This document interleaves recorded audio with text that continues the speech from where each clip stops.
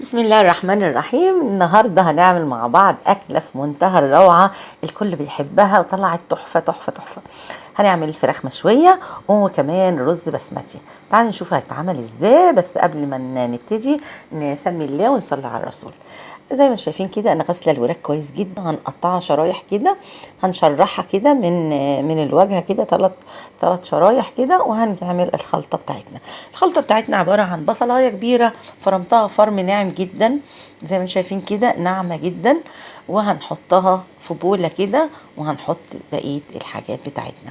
هنا عندي هرسة الشطه، بس هرسة الشطه دي انا عندي حلوه مش حراقه، تحطي معلقتين كبار كده ما يهمكيش مادام مش حراقه. وكمان حوالي نص كوبايه من الصلصه، انا عامله الصلصه في البيت، شايفين لونها وجمالها. كمان معايا معلقتين دبس رمان، دبس رمان بقى بيوديها في حته تانية خالص، يبقى في منتهى الروعه. معايا 3 ليمونات كبار كده، عصير 3 ليمونات كبار، ومعايا حوالي 4 فصوص توم، مش كتير يعني، حوالي 4 فصوص توم برضو فرمتهم فرم ناعم. كمان البهارات بقى بتاعتنا، البهارات معايا معلقتين كزبرة كبار، ومعلقة فلفل اسود، معلقة كبيرة ملح، ومعلقة صغيرة كركم، ومعلقة كبيرة زعتر، ونص معلقة بودر زعفران. بودر الزعفران بيدي لون جميل جدا مع في وسط الالوان الحمراء دي، منسي يعني، بيدي لون في منتهى الروعة، هو للون فقط. زي ما شايفة كده الخلطة بتاعتنا هنضيف عليها معلقتين زيت كده، وكمان هنضيف عليها هوت صوص، يعني حاجة مشطشطة شوية كده، وكمان هنضيف عليها 3 معالق خل. زي ما شايفين كده الخلطة دي بتسوي الفراخ أصلا.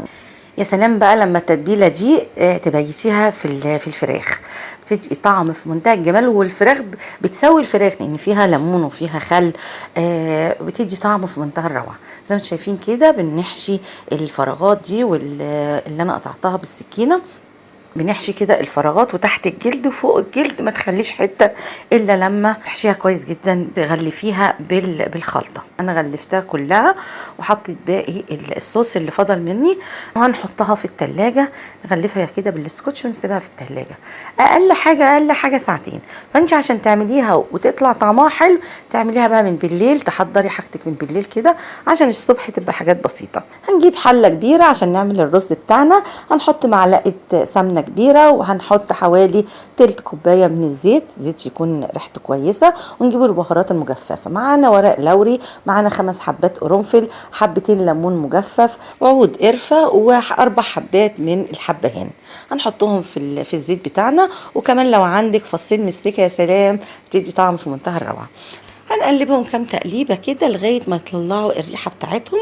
وبعد كده هنضيف البصله بتاعتنا، بصله متوسطه مفرومه كده، هتقلبيها كام تقليبه وتحطي عليها معلقه كبيره من الكزبره الناعمه، وكمان معلقه من الكركم، معلقه صغيره بابريكا، نص معلقه توم باودر، كمان نص معلقه بصل باودر، وكمان هنحط عليها ربع معلقه زعفران باودر ده بتجيبيه من عند العطار. تقلبي كويس كده عشان ريحه البهارات تطلع كده مع البصله. واول ما تلاقي البصله معاكي دبلت كده وريحتها طلعت، هنبدا نضيف عليها الصلصه، معلقتين 3 صلصه كده حلوين.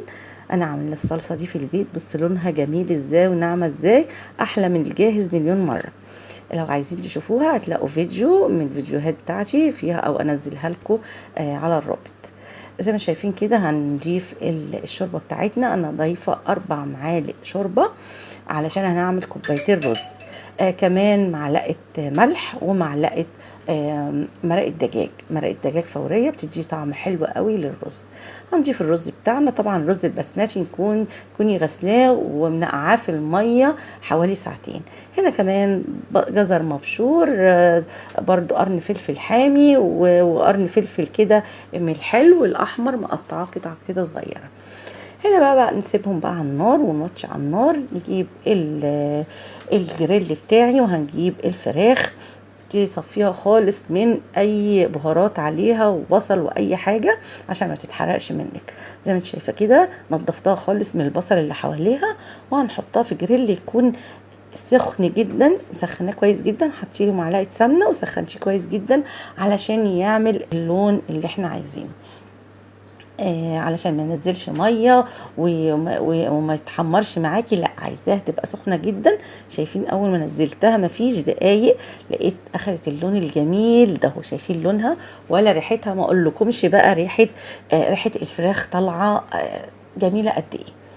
بنقلبها شمال ويمين من هنا ومن هنا، النار تبقى حاميه جدا علشان تاخد زي ما بقول لكم اللون، وبعد كده هنشوف هنعمل فيها ايه. انا هنا عامله 2 جريل، هنا على العين جريل وعلى العين التاني الغطا بتاع الجريل زي ما انتم شايفين كده.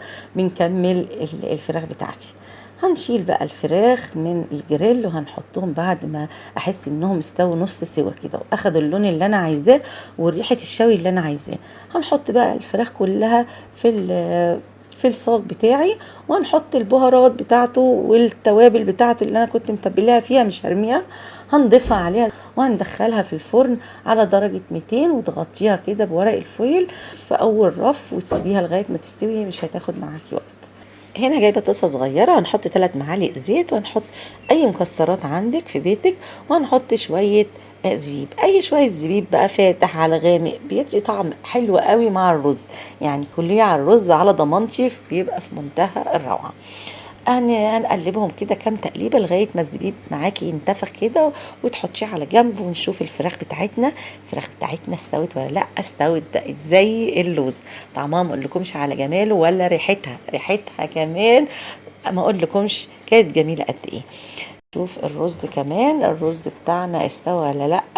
الرز استوى، وشايفين الالوان الجميله دي، شايفين الفلفل الالوان عطيله لون جميل، الجزر عطيله طعم في منتهى الروعه.